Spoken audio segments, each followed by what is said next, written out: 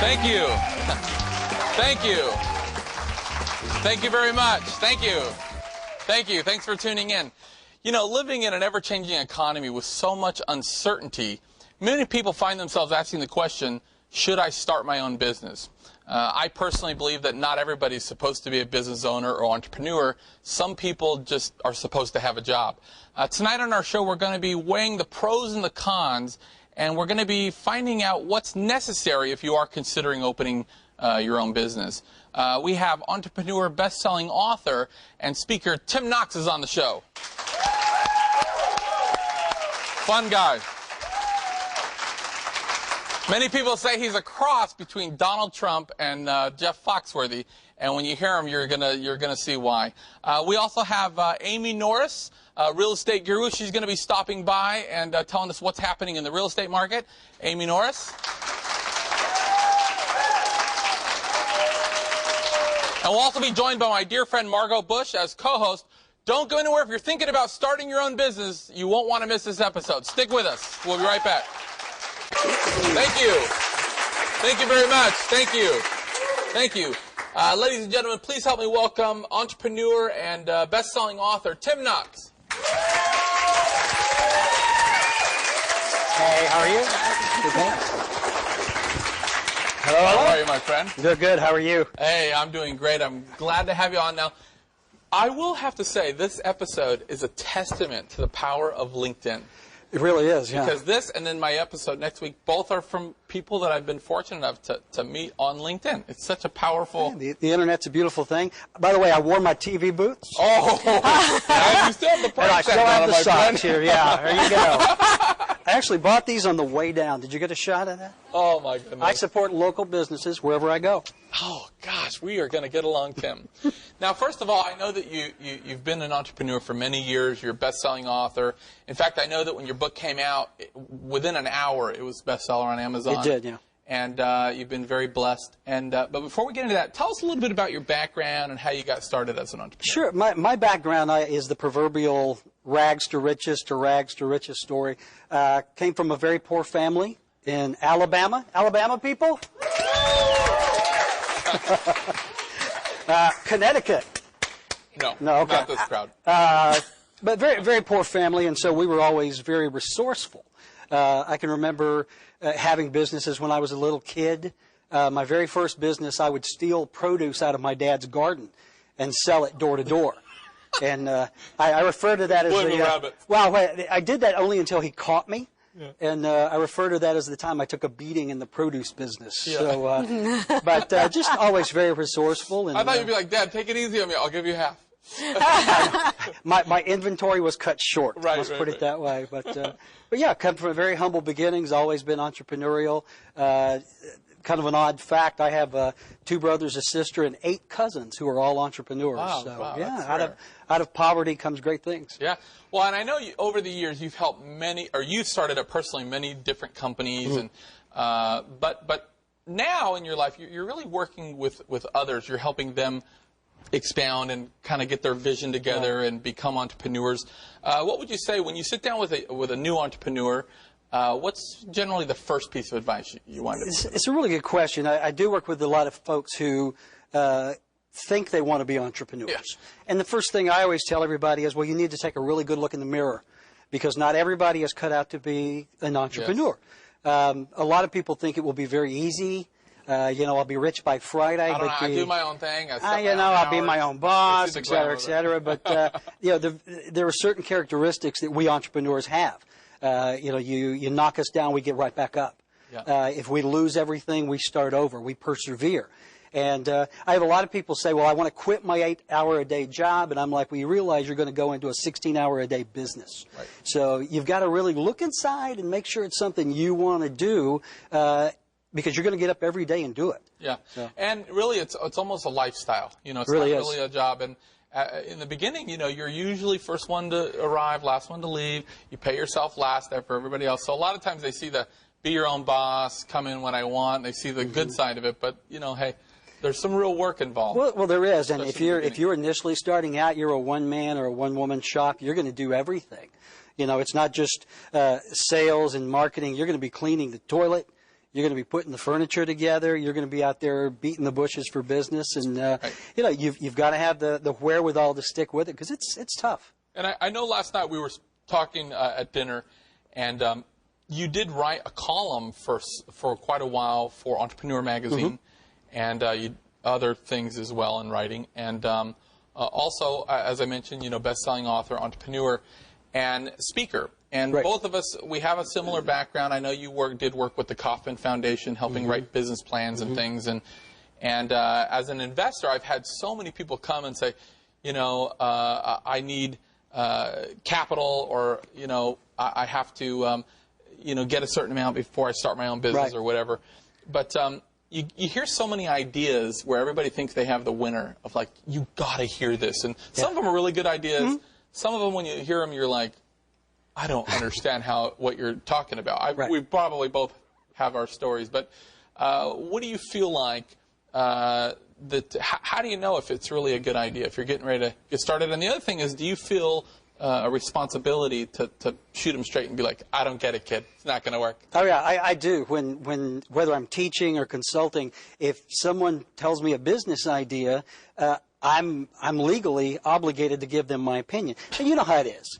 Every entrepreneur falls in love with their idea. Yeah. It is their baby. They're emotionally compromised. Well, they are. It's their baby, and sometimes you have to say, "Hey, that's an ugly baby." Yeah. And, you know, and it's hard to get them to convince them of that. But you have to be honest with them, because you don't want them to waste thousands of dollars, thousands of hours, lose their home. So, yeah, if it's a great idea, I'll tell you. If it's not a great idea, I'm going to tell you. I'm 100% with you. Now, let's talk a little bit about age. You know, we've had entrepreneurs on, you know, 14, 15 years old. In fact, we had an episode recently where it was a self-made millionaire at 16, and we've had, of course, others. But do you feel like age is really a factor when starting your own business? Well, it really isn't. One of the fastest growing segments of entrepreneurs are the seniors, the baby boomers, the guys my age, girls my age older. The only difference is when you start a business when you're younger, you may have a little more energy. Yeah, sure. You've got a lot more time. Yeah. You know, so if you do go into business and you lose everything, it's easier to build back up if you're 20 than when you're 65. But as far as is age really relevant, I would go with age and wisdom any day over, you know, young and energetic. Unless it's a 16-year-old millionaire, then I'm on board. That's right. Yeah. And what about sex? Is that going to, do you think sex? I like sex very much. Well, okay, but in terms of business, do you feel like one is, you know, males have we always hear it's a man's world in business. Yeah. Do you feel like that's true, or both now? It really isn't. It was for many, many years, but the ladies are catching up. That's the truth. Right. Amen, sister. That's true. Like, come on. If you look at the statistics, we are an army. Women are starting businesses 2 to 1 over men. That's right. And I find it very interesting, though, but women take a very different slant. Women are more emotional. That's right. And more nurturing in business. And I think that's one reason why they are succeeding, especially in these times, over us guys who just barrel through. That's right. So and passion is such a big part of getting in, and they've got to be passionate. That. So they do. We're going to take a short break, but when we come back, I want to talk a little bit about capital. There's so many people that feel like, you know, the reason I haven't leapt and gotten the pool is because I don't have the money. So I want to see how you get around that, or if you have any tips for raising money. More with Tim Knox in a minute. Don't go anywhere. We'll be right back. Thank you very much. Welcome. I'm here with Tim Knox. We've been discussing starting up your own business. And I agree with what you were saying is it used to be, you know, they would say it's a man's world. And I think definitely that there's an even playing field now. And maybe in some industries, maybe females have an advantage. Because I think that, you know, I never tell anybody to go into business unless they're, you know, 200% passionate about the idea. Yeah. A lot of times women play more on the emotion, and that serves to their advantage. In terms of experience, though, you had mentioned that you would rather take still the experience. I would. You know, if you're going to think about starting a business, you should have experience in that business. Yeah. Whether it's working for someone else as an employee or being a partner. One of the mistakes a lot of entrepreneurs make is they try to start a business they know nothing about. Yeah, right. You know, just because you have feet does not qualify you to sell shoes. Yeah, sure. So experience in a business is always good, and you can get that experience working for someone else. Well, and what's amazing too is with today's world, I think you can get $1 million education for about $200 worth of books and online blogs and other things.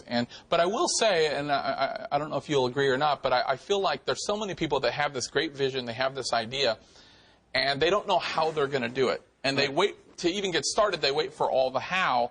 And by the time they figure out the how, the world has changed so much, things that, technology has changed so much that they almost need a new how. So I think you do have to have experience somewhat in the field you're contemplating starting a business, but don't wait to collect all of it. If you got 20% figured out, get in, get started, and the rest will come. Yeah, I agree. If you wait until the perfect time, there's no such thing. Yeah. But a good year in, you're right. You can do a lot of study on the internet now. Yeah. I mean, you can get an MBA online in a week, and put that practical experience to good use. I know a guy. Yeah. $600. Yeah. But now let's talk a little bit about capital, because they always say the number one reason why small businesses go out of business is lack of capital. And I don't know if I totally agree, because I've seen so many that maybe initially they have the right amount of capital, but because of the way those funds were allocated, or maybe unforeseen occurrences due to poor planning, then they ran out and they said, well, we need more. And but I do know that it is an issue when you're starting your own business. What's your opinion? Yeah, I agree. It's always where's the money going to come from? Yeah. And if you decide, okay, I'm going to need $1 million, you're really going to need $3 or $4 million. Right. When you are looking at what it's going to cost you to start up your business, entrepreneurs have these rose-colored glasses, and they always overestimate the amount of money they're going to make, and they underestimate the amount of money they need. That's right. And you're dead on. The number one reason I think businesses go out of business is a lack of planning and a lack of funding management, if you will. That's right. Well, and I've seen so many companies start off on little more than, sweat equity. Sure. And they've made goes of it. And also, as you know, when you're dealing with a bank, they want credit and maybe collateral and, all these factors.